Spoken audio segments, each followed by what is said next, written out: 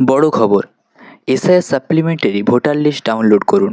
কোথায় ও কিভাবে দেখবেন এসআইআর সাপ্লিমেন্টারি লিস্ট? না, প্রথমে বলি, আজ 23শে মার্চ 2026 সন্ধ্যা 6টার পর নির্বাচন কমিশনের সরকারি ওয়েবসাইট এবং মোবাইলের অ্যাপে এই সাপ্লিমেন্টারি লিস্ট কিন্তু দেখা যাবে। অনলাইনে লিস্ট দেখার পদ্ধতি, অর্থাৎ আপনি অনলাইনে কিভাবে লিস্ট দেখতে পারবেন। আপনারা আপনাদের হাতে মোবাইল যেটা আছে বা কম্পিউটার থেকে আপনারা দেখতে পারেন।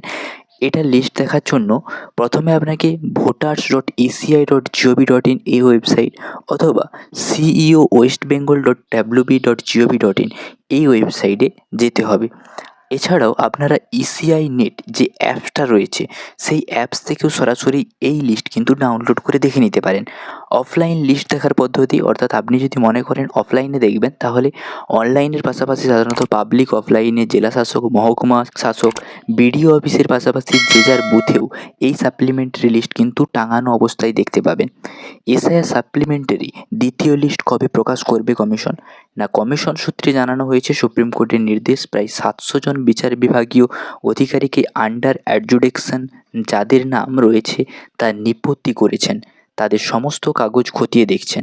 প্রাথমিক তথ্য অনুযায়ী প্রথম লিস্ট 28 লক্ষ নামের নিপত্তি হবে এবং বাকি থাকা প্রায় 32 লক্ষ ভোটারের জন্য আগামী শুক্রবার দ্বিতীয় সাপ্লিমেন্টারি তালিকা কিন্তু প্রকাশ করবে কমিশন।